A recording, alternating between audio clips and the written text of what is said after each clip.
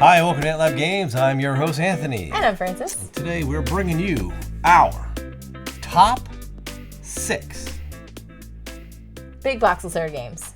big box Lacerda games. Now, we'll explain what that means. Yes. Basically, this is from our collection. Yes. So we're gonna rank our Lacerda games that we own in order, and we're gonna go from worst to best. Yeah. But Well, worst if you could call it that, I guess. Out of this particular Set. grouping, yes. So there are 6 games. We own 6 Lacerda games that we would classify as big box heavy. Yeah, so these are going to be like your heavy, strategic, multi-hour sessions. So Yes. we're not including, Yes, just so it's you know, probably easier to go this way. Bot Factory. Correct. We are not including Mercado de Lisboa. Right. We're not including Dragon Keepers, which Right. is an excellent game. Yeah, so all good games in their own right. Yes. But not part of this, because we wouldn't rank them in the same category as these. It's a different breed, different animal. Because Mercado de Lisboa is obviously a smaller, lighter version of one portion of the Lisboa game. Right. Right?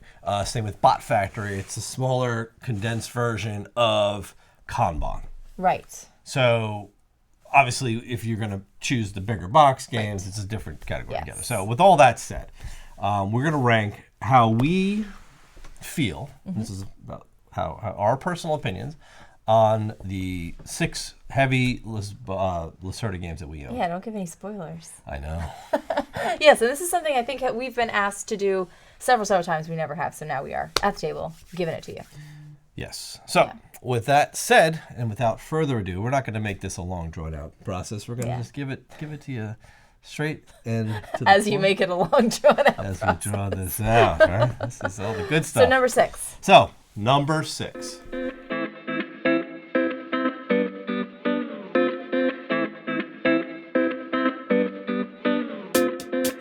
So, our number 6 game in our heavy Lacerdas Yes. is one that we have played a few times, but out of all the games we own, Yeah. this is probably one. And I'll give you like my little take on it. Yeah, Give your for take, sure. and then we'll announce what it is. If you laid all these out, it would be my last choice of what I'd like to play. Yeah. I personally don't love it. Yeah. I'll put it that way. So Yeah, and I would I echo obviously the same sentiment. Strategy is good again in its own right, but the theme for me wasn't really there compared to the others. And it just, I don't know. I'm not sure exactly what it was about it that made it like my not super favorite. But I know what it was, but I'll go into that for Okay. me. All right. So, all right. So our number 6 Lacerda game is, yes, you guessed it, CO2 Yes. Second Chance. Yes. Now,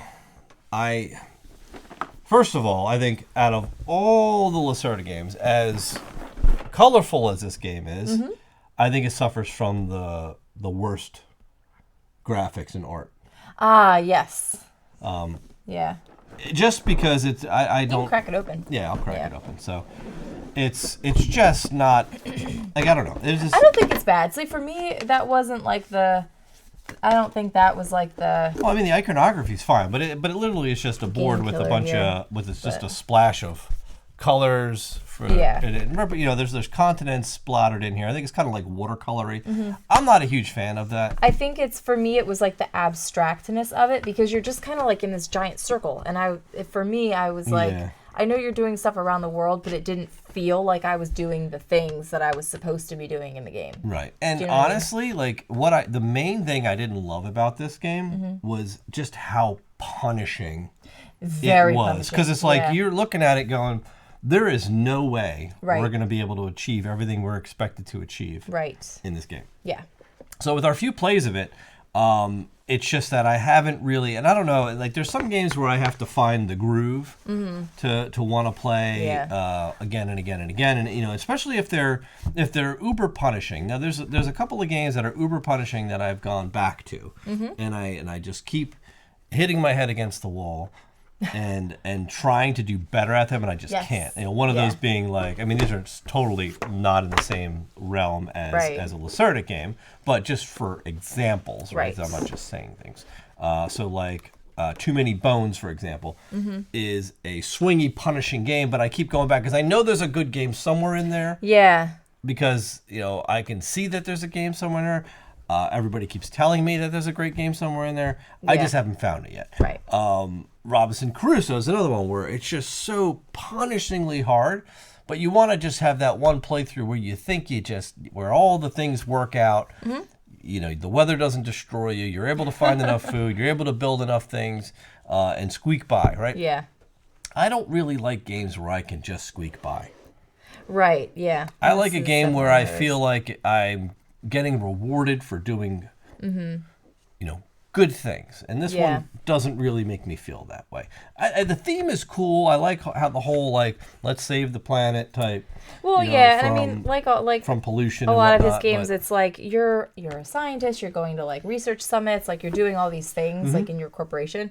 But I think the more I look at it, I really think it is the fact that it's a big circular board, and I want to feel like I'm actually going across. Traveling to these different continents. Yeah, I think if I felt like I was actually going to, Asia to do a summit in Asia, that I don't know, that it was more than just kind of being on this big circle, which is so it's too abstract for you. Really, probably a not fair assessment, but that's what this is. This is what we feel. And again, these are how we feel in relation to. Yeah, exactly. The other Lacerda games you can't really call it the worst hidden here. Because I would still play this over many other games in our collection. So exactly. As it may sound like we're dogging this, but we're only dogging it, with respect to the other games that Vital Lacerda has designed. Which we love all of his games. Yeah. This is just our least favorite. You've got to have an order, right? You've got to have an order of favorites. Yes. And this is just our least. So I think we've gone on enough about that. So that is CO2 Second Chance. That is our number 6 out of 6 in our big box Lacerda games, right? Yes. So we are going to move on to number 5. All right.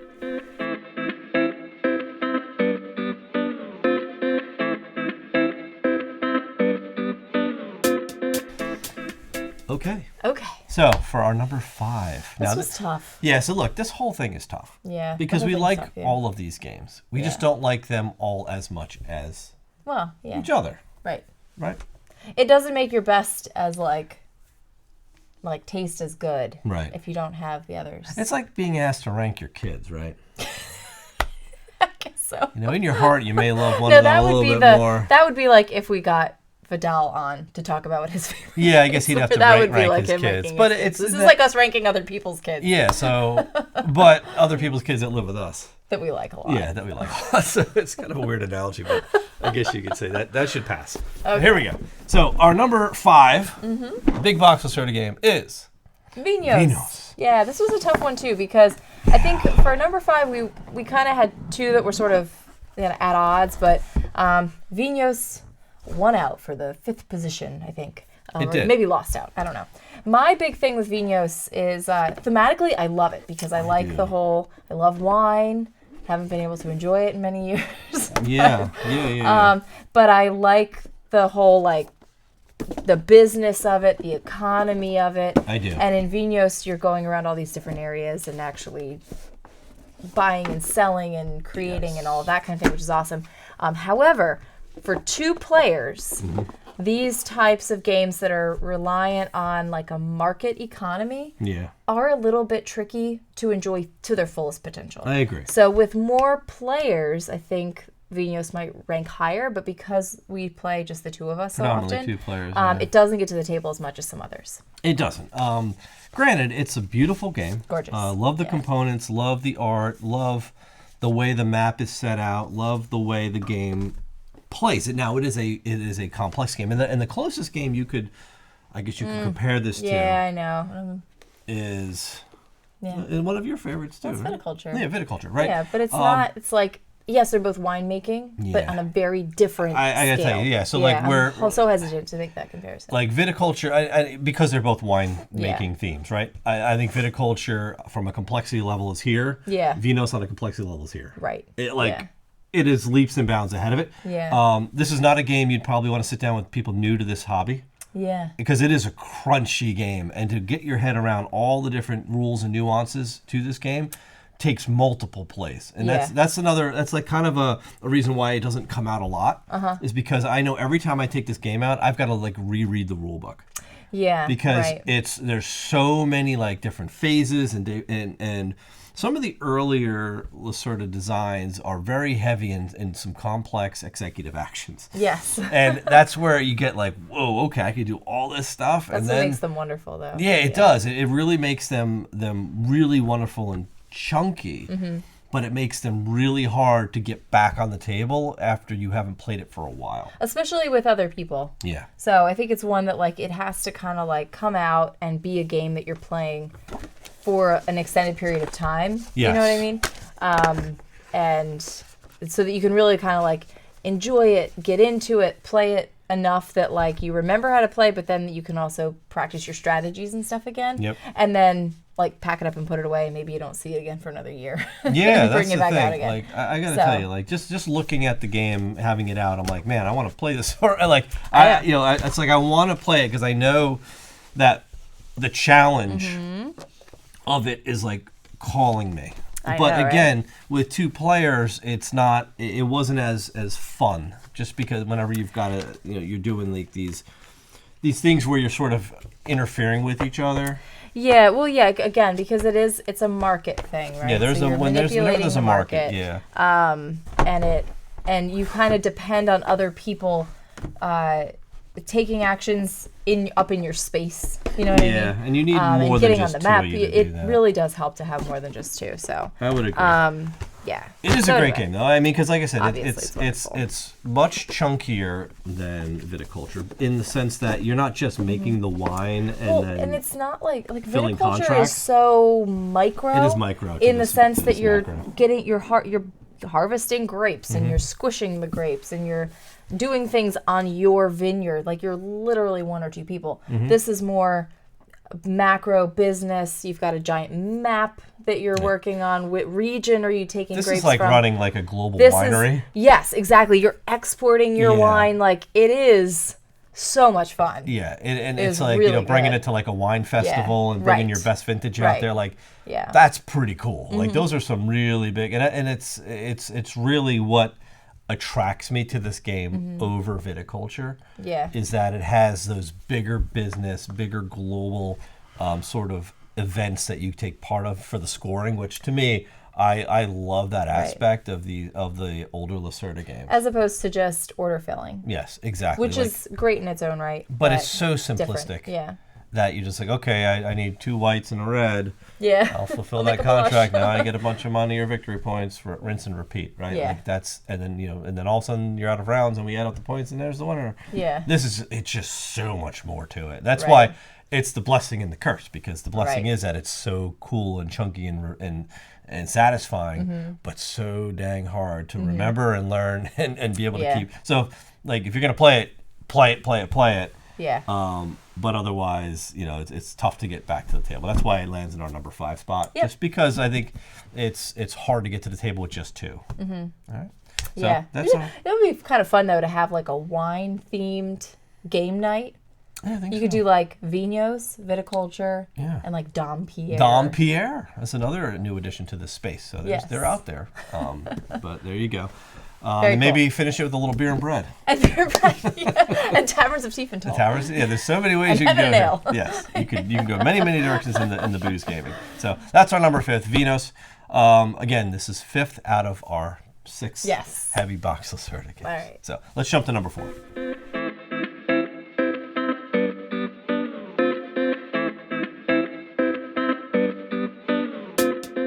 All right, so for our number 4th game, this was a sort of a toss-up between Vinos and this one. And so you can interchange either one of these in our ranking. For reasons we will explain. For reasons we'll go into. Yeah. So this is a tough one because, again, the margin is so close. It's really tight on all of these games. So again, don't ever take anything on the last of our list as a game we don't like. Yeah. It's just the least favorite of our Lacerda games. Right. I just keep wanting to say that because it hurts my heart to say that I don't like something in this collection. Right. So the number 4 is a game called Escape Plan. Yes. So, I personally like this game a lot. Yeah. Now, this one goes way off the reservation when it comes to a theme that you would expect from Vital Lacerda. Yes, it's a heist. A heist. So you are like bank robbers that just got done with your heist. You're on the hideout from the cops. Yes. And you are working to get yourself out of the city. Now, Right. that sounds easy, but cops are on the lookout for you. Yeah. They're moving all around. Like these player boards are really sharp. Yeah. Eno tool layered, art is always welcome. But there's a whole city map. You're traversing the city. Now you can just get out of the city, but the whole goal is you've got money stashed Yes. all over the city. So you're going to go to different locations. You're going to go to different lockers and get all of your money. Yeah. You're basically going to get satchels of money out, and you're going to start collecting all this stuff in order to get out of the city. So you're basically competing with all the other players. Yeah, You've really got like big. different city tiles, so it's going to come out randomized. It's going to Yeah. every time you play because you got map tiles. But you're basically going to be competing with all the other players to be the first one out with the most money. And Yes. and to get out, it costs you money because you got to pay to get out of the exit. Right. But every player that goes makes the next player have to pay even more money. Yes. So if you don't have enough money Right. to get out, you're basically not getting out of the city. So Right. it's But it's also kind of push your lucky because you It don't is. want to just run out of the city because you want to try to get out with the You need most the most money. So you kind of want to run around and get as much money as you can, like before leaving, but also not being the last one out. So. right. So it's got a lot of really good chunky decisions. Right. And a lot of pressure luck towards the end of the game where you're like, man, do I stay another turn or can I get out of here? Yeah. And you're also moving cops around and stuff to try Right. to get in the way of other players. So you're not like going against It's them very hard, interactive. but you're interactive because Yeah. you're all trying to get through the city in the best possible way while Right. getting the most money. And So, like evading the cops and all yeah, that kind of like to wrap sort of a Euro-based game Yeah. in sort of an Ameritrashy type theme, Yeah. I think is really cool, and I wish more Euro games did this because I think like that's the winning combination in my book is to Yeah. have something a rich themed game where the mechanics kind of just play into it, and you don't Yeah. feel like you're focusing on pushing cubes here and there. You feel like you're actually doing things, and you're Yeah, you're going definitely. places. Like where I was saying, like CO2 didn't really feel like I was doing the things Right. that I was supposed to be doing in the game. Escape Plan is kind of like you are literally like on a map. Yeah. You're moving around. You can see where the money is. It's in little caches, you know. Yeah, you need to and go. you see what's going on. It looks like you're looking on a bird's eye view of the city, trying Yeah. to get yourself around. So it is cool that way. Super cool. Really neat. So, Yeah, so- I also enjoy this. I'm not as much of a push your luck person, so I kind of have to be in the mood. Yep. Where the majority of other Lacerda games that we play are a little more like, I can kind of plan what I'm doing. Yeah, this one This is like Escape Plan, but it's like you're planning, but you're also really pushing your luck. a right lot, because so. you've got other players who could end the game Yes, hard yes. on you. And when we play games like that, you are I like, always push pushing, to pushing, get out pushing. and then force her to not play the long game, Yeah. and she gets so mad at that. Yeah. So that's Escape Plan. That's our number 4. Yes. Still love it, but not as much as the top 3. Top 3 coming Here up. they come. Now we're in the top 3. Let's go on to number 3.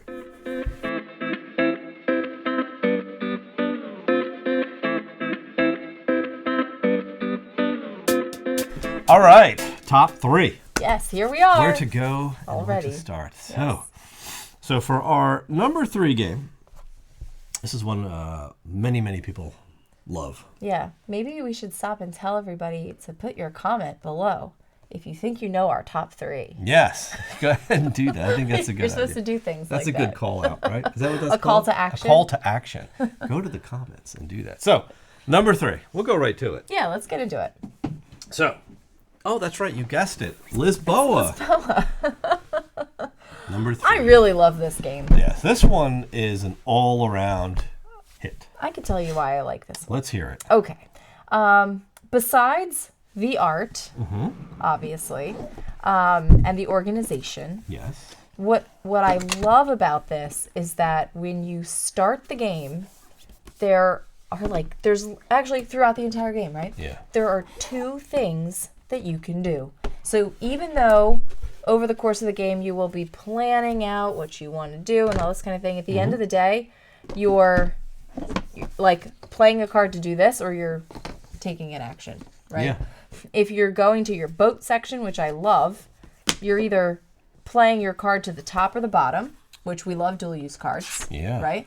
And it's just so well organized, the way that all of the different elements of this game, because it's kind of like I'm not going to say mini games, but it's like it has a shipping section, and then like that's a whole kind of game that you're playing. It's got the city rebuilding section, right? Yeah. Which is Basically Mercado which is de kind of Lisboa. Mercado de Lisboa, which is its own kind of thing you've got going on that you're trying to manage, and then you're also trying to manage favor with the different I forget what they're called nobles. here, but the nobles, right? Yeah. So I love I'm very linear, so I like the segmentation of all of that. Yeah. And the fact that even though there's a high degree of strategy, in the start of the game, you're limited in what you can do, and it doesn't drive the end of the, like, you can't make a bad decision at the start of the game. Right. Really. I mean, not at least in your first 2 turns. You probably could. You probably if could. you really tried. I'm sure you But could make that happen. no, but I mean, it's just very clear to understand, even though it's very complex to master. So that's why I love Lisboa. Yeah. It is well, obviously it's one of my favorites. Well, yeah, it's got so many different mechanics in it, and there's and the card play is so well, like, so it's got the It's worker so placement, good. it's got I the need to see these card cards. play, it's got so many different things going on, and like you said, it's almost like there's so many of these micro decisions you have to make on. Where do I go on the city board where you're going to start to build build up the infrastructure, right? Put your little shops. Yes. Just thinking back, and then the way that the cards slot into the player boards, and it's just, I love multi-use. We do really like the multi-use cards. Yeah, and this game has it in spades, because it really creates so many like chunky decisions that you have to make. And I do love the ship part of it, where you get like those ship upgrades and all that stuff. Right. And there is that economy piece to this, because what you're doing is like you're selling your goods. So there's this little economy of like building goods and then selling them out on your, like, going and shipping them out. Yeah. And then that drives down the cost. It never like goes back up. So there's a little bit of like that press your luck, like how long do I want to hold on to these things before I sell them, because the other player or players might sell them out first and flood the market, and now your stuff's worth nothing. So there's a little bit of that, but it doesn't take over the whole game. It's not punishing. And it's not punishing in the same way. So yeah, I just just looking at this again, it always right? like makes us want to do just like a Lacerda series of playthroughs. It's like, just screw all the other games we just got. We'll just do a whole series of play all Lacerda these plays. games, yeah. But yeah, so Lisboa definitely ranks the highest, just because it's got such good, juicy mechanics. It's got a lot of things we love. It's got beautiful art. It's got a lot of crunchy choices, chunky choices. Organized. And it's such an organized game, and it's just, we love this one. So Lisboa is number 3, and you're like, wow, if you love it so much, why is it only your number 3? Well, because there's two games we love better. Yeah. So that is Lisboa. Definitely earned its place in the top 3. Just looking at the other 2. Okay. What, you would have ranked it higher now that you're looking at it? No, not at all. I think I'm pretty solid in. I'm solid too. 3. We're not usually aligned on these. But I think we're good on the top 2. One, yeah. So, all right, let's jump to number 2. Okay.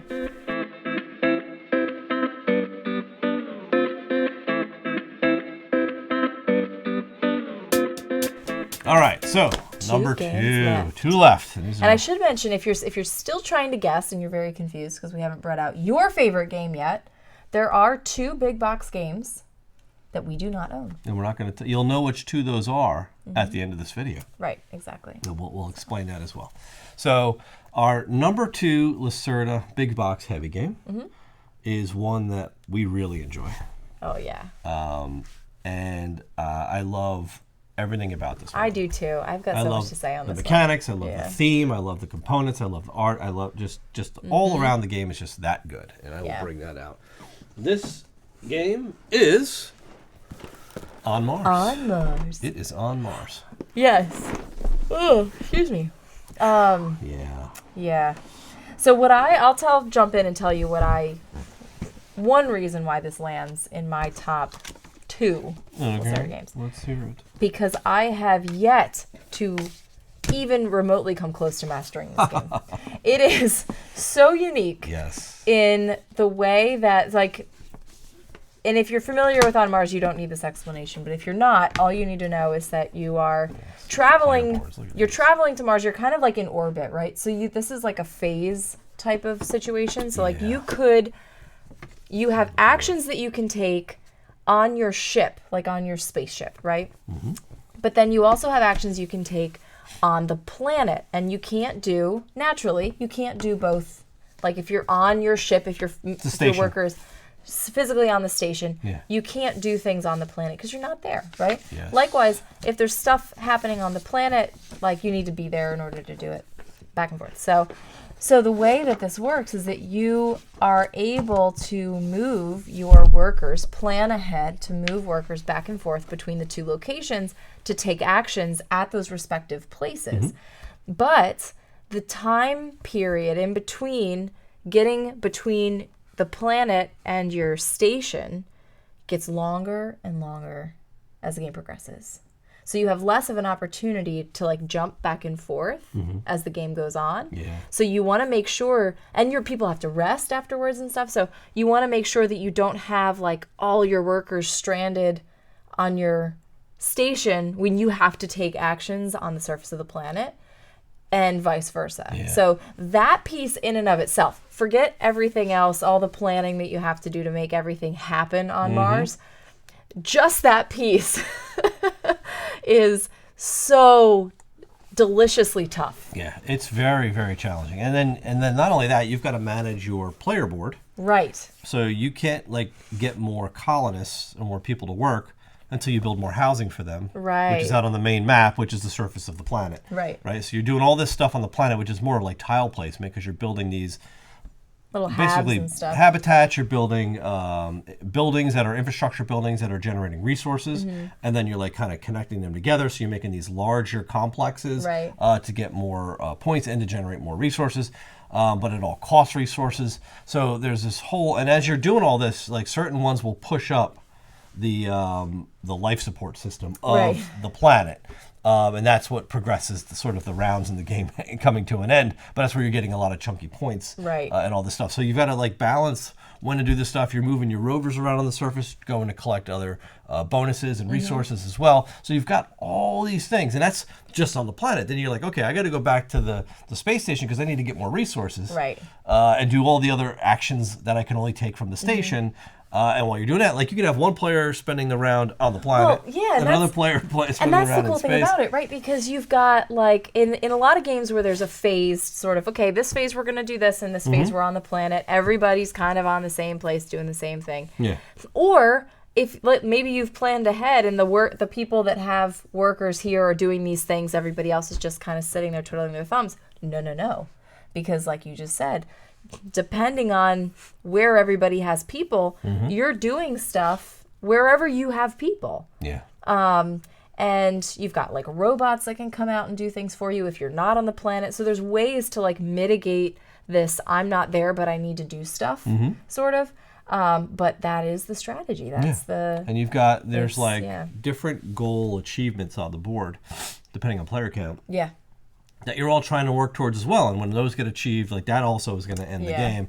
You're hiring specialists that'll come work for you and give you extra bonuses. You're building a specific type of building upgrades to give them a certain type of building, which will give you in turn additional actions and more bonuses. Like there's so many choices wrapped up in this game, and it's not like you're just trying to terraform Mars. Yeah, exactly. Right? You're on Mars doing a bunch of other. Like, granted, they're both great games in their own right, but they're different games. Yeah, like if you own, say, Terraforming Mars, like on Mars is a whole different experience. It's not like just a re-theming of Mars or sort of like implementation of Terraforming Mars. No. It's a completely different animal. Right. That feels nothing. They feel nothing like each other. It is nothing the same. Not at all. So you know, if you enjoy space games, especially like planet, like terraforming or colonizing type games, like you should probably own both. Right. In my opinion, because there's such different experiences. Now on Mars with the whole expansion that came out, offers a ton of different stuff to go into with aliens and like what was it? Some co-op sort of disease stuff on the planet, like all sorts of crazy stuff going on. Yeah. So like it just blows this game out even more than what it is. So this is a wonderful, exciting, fulfilling experience. Like, challenging. Yeah, like it is just and challenging. So like we were talking before about like CO2 being punishing. Yeah. Which it is, but this to me is punishing in like in a good way. And again, in like just such a good way. Like you finish it and you're like, what could I have done better? And you want to like go back and analyze your strategy and just like talk about a brain burner. Like the punishment in On Mars is because you personally didn't make the right choices. It's all about always efficiency. About my choices. And I think you could probably count how many turns you even have in this game. You don't have many. So like you have to maximize every single turn perfectly. Yep. In order to like. But the thing is, if you don't lose the whole game. You don't lose the whole game. Right? You just don't do as well. You just don't do as well as you want. Yeah, wanted to. In CO2, you lose the game. Like the game ends. You failed. Right. So in this instance, it's like, you want to do the best you can because one, it's so rewarding, and two, you want to win the game. Yeah. So that is On Mars. That is our number 2. And now we're on to our number 1. Top Lacerda game in our collection. The top game. Crazy. Yeah, and it was funny to me that when we were going through this, I knew what mine was. And so did I. And you did too, and it was exactly the same. We were on the same wavelength. So I'm curious to see if your reasons for liking it are the same as mine. We'll see. On to number 1. Okay.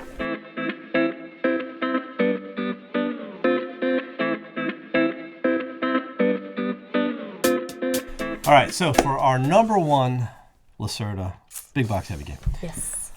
Remember, you are probably wondering out of the 3 remaining titles, which one could it be? Yeah. And you're probably wrong. You probably are wrong. I don't think that any of you would have guessed that this is our number 1 game. Right. And believe it or not, our number 1 Lacerda game is The Gallerist. Mm-hmm. Old school. And you're like, no, it's not that good. It's not that good. No, it is that good. It is that good. So The Gallerist. What is The Gallerist? The Gallerist, for those of you who don't know, is a game about art. You are the owner of an art gallery. Mm-hmm. So you'll be, all players are owners of art galleries. Yep. This is certainly an older title. Mm-hmm. It's been out for quite some time. And it really, aside from the fact that it has Neapolitan colors on everything. It does. It looks like reminds you're you of eating ice cream. It is really just a wonderful, enjoyable experience. And what I really do appreciate about this game is that I feel like I am running an art gallery. Yeah.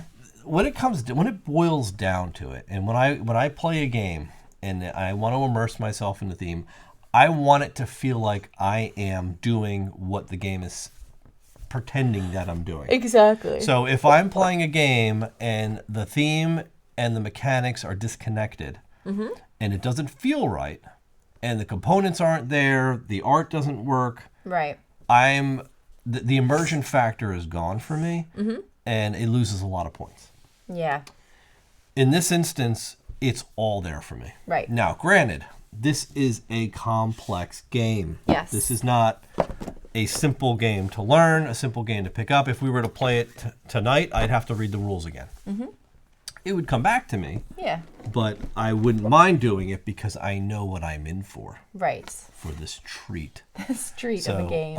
And you could tell, like, the art and all that is although beautiful, it's a little more simplistic. It's like proto.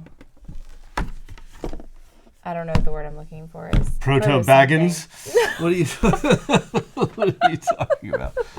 I was going to say protozoic. Oh. I don't think that's right. What does that even mean?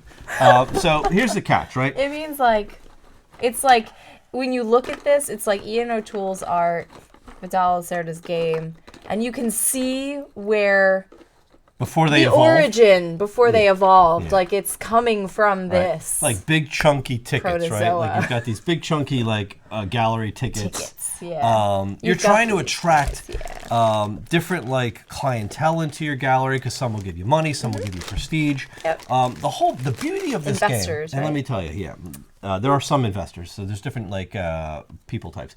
The beauty of this game is exactly in what she's holding, is the fact that you are commissioning art into your gallery. Yep. And not only are you just going out and commissioning art, but you are commissioning artists that are not famous, Yep. and you're pumping up their fame through Yes. like media campaigns, Yeah. selling their art pieces, and all this stuff. And after they create certain like, and they all have different art categories. So there's Right. like different types. There's like sculpture, there's painting, there's like all this different stuff. Once you Photography. if you can pump up their worth or their Yes. prestige, you're in a sense creating a much greater value for Right. their art, and you're filling these pieces into the art gallery, and you have like a Yeah. a master artist piece at the end of it, like, and then you can like sell the You art can like to sell make it money. off once it's made money. Like you're really trying to attract clientele into your gallery. You're commissioning up and coming artists. You're commissioning pieces of art from them. You're selling the art. You're buying art. You're doing all this cool stuff. Like that is running. That's gallery. that's running a And then you're gallery. also going out to the international market and doing Yes. business. Like, come on now. Yeah. It's ridiculous. Right. So. It has an awesome like kick-out mechanic too. So when somebody That takes is right, yeah. takes your spot with their worker, the person getting kicked is out like gets an action. The OG executive action almost. Yeah. Not really executive. But like just the kick out, it's because the this kick out. does Yeah, have it is kick executive out. action It does too. Yeah, you're right. You're right. So like I said, all around, like Uh-huh. everything about this game is just wonderfully done. Yep. And which is why it to this day remains Yep. one of my favorites. This is one of my favorite games because it is the second game that you and I ever played together. Oh, okay. And so it's more of a nostalgia It was one of those value for you. back seat of the car games that you pulled out of your trunk. Oh yeah. You were like, let's play a real board game. And this was my version of a real board game back like 7 years ago. Yeah, I know. We played Viticulture, and then we played this. And yeah, so after we played Viticulture, I said it's time to play a real board game. Yeah, and I think you not had that just Viticulture's bad, not and dogging you it. had just gotten this, I think, or something. I You don't had just remember picked up. how I picked this up or where I got it. I think I might have kickstarted it, to be quite honest. Yeah. What year did it I'm come out? looking at the It's back right of the here. box. I'll Yeah, hold what it does up. it say? 2015. 2015. Yeah. So this game is 7 years old, Yeah. almost coming up 8. on 8 years old. Yeah. But it stands It's an oldie but a goodie. Yeah. probably better than so many games Right. that just came out recently. What I like about it, because I remember this even from the first time we played this, is it has these very straightforward player aids. Yeah. And it talks to me because it says what the resource is and how to get it. Yep. So literally, what is it used for and how do I get it? And as somebody who's like just cracking this open, even as gamers who are cracking this open for a second time, it's like, get me to the strategy already. Like, tell me what I need to know so that I can go in and do my work. Yep. You And know? this player aid does all And of it's it. perfect. It's So, simple. Yep. It's clean. It's not. I wouldn't say it's not as overly complex as some of the newer stuff, Yeah. but it's enough that it feels chunky. Right, And it still exactly. to this day remains my favorite Lacerda game. Yes. Hands down. Yep. You for nostalgic value. But me- also, I mean, but for all the other reasons too. I'm just saying that it was like the chef's kiss. It's the chef's on that. kiss. Yeah. This is definitely one of the chef's kisses of games. Yeah. For us. So this is Yep. a special place in our collection. The pride of place. Pride of place. So that's So it. the, That's our number one game. Yeah, it's our number one game. I wanted to talk briefly about the two that we did not. Yeah, so if we you do not, if you've been doing the math in your head, you know exactly which two games we didn't cover. Yes, and it's Weather Machine, Weather Machine, which like just came out or just something. delivered. I think We don't own and we do not own it. And then Kanban EV. Kanban EV. Yeah, so we have an interesting relationship with Kanban, I think, because we did own the original Kanban, and we played it a little bit, and we desperately want to revisit it. because I think that we'd probably get more out of it now, especially with the new art in EV. Yeah, the original art in Kanban, the one we had was the Stronghold version. Yeah. I had traded for it. We played it once, and we were like, no, the art's not. I don't really like the art. I don't like the look of it. It doesn't feel like a Lacerda game to me, just because of the looks of it. We got rid of it. We traded it away. So then they did the Kanban EV. We haven't been able to get our hands on it yet. So we don't have it. So I don't know where that would land. We definitely want to play it again, more the more current version of it, in the more of the tool style. Maybe that'll help us. I'm not enjoy sure. It more. We may not though. We may not enjoy it. I'm not sure that it's gonna like it. The theme isn't doing it any favors for me, only because I just feel like, I mean, I know it's like car factory work, but it's also like office work. Yeah, people say that it feels like work, like the game. I work all day. Typically not their favorite Lacerda title. I don't want to make that decision yet. I'd like to play it a few more times to make that call. Weather Machine we played just for the playthrough we did for the Kickstarter. We don't have a copy, so it really doesn't fit.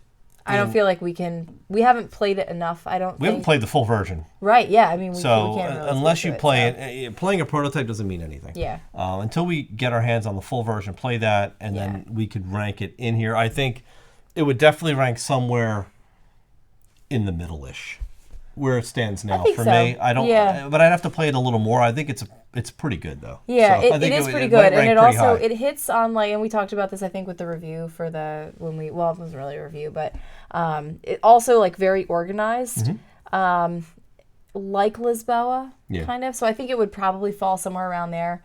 Because I'm still on Mars, still has me at number 2 because it's like just so hard to master. And we still love the Gallerist the best. So. It won't break our top 3 probably. Yeah. But still, but we can't say. We'd have to play a little bit more. Yeah, but that's why we don't have those 2 games in this ranking. In the next version of this maybe video. if we can get a hold of them before next year, we'll come out with the top 8. Yeah. And redo this list and let you know where it goes. But that's it. We obviously, we love the Lacerda titles. They're definitely up there in he's hands down our favorite designer. Yeah, I think it's safe to say, without a doubt, because everything well, considering we can't, whenever we do a top 10 list of our favorite games, we have to exclude all of our Lacerda games because they would just take up at least 1 through 6 probably. Yeah, and I tell you, if he just keeps making different themes, it'll just keep replacing all the other games in those themes. Well, that's the thing is, it's like, and I know he has a couple coming up that I'm just like, oh my gosh, I'm so excited. So. Yeah, so we obviously are very biased in these games. Why we kept these always separate in their own rankings, and why we wanted to sort of share with you all where we felt these were according to us and how we enjoy them. So there you go. That's our top 6.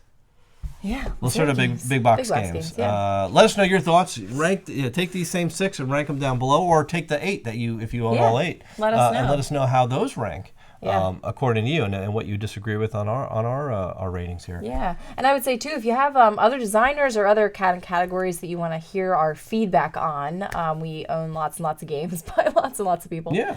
So let us know what you want our opinion on. We're happy to do more of these. Are kind of fun. So. That'd be great. So best way to get us that information is to go down in the comments, or you could join our Discord. Yes. Or our Facebook group, all the time. And you could just message us directly. We're happy to chat. We'd love to have you aboard. If you like this kind of content, you want to support the channel, go support us on Patreon. You'll see the link down below for that as well. But thanks for watching. We hope you enjoyed this list. So we're going to make plenty more of these and hope that you all enjoy them. So all right. See you next time. See ya.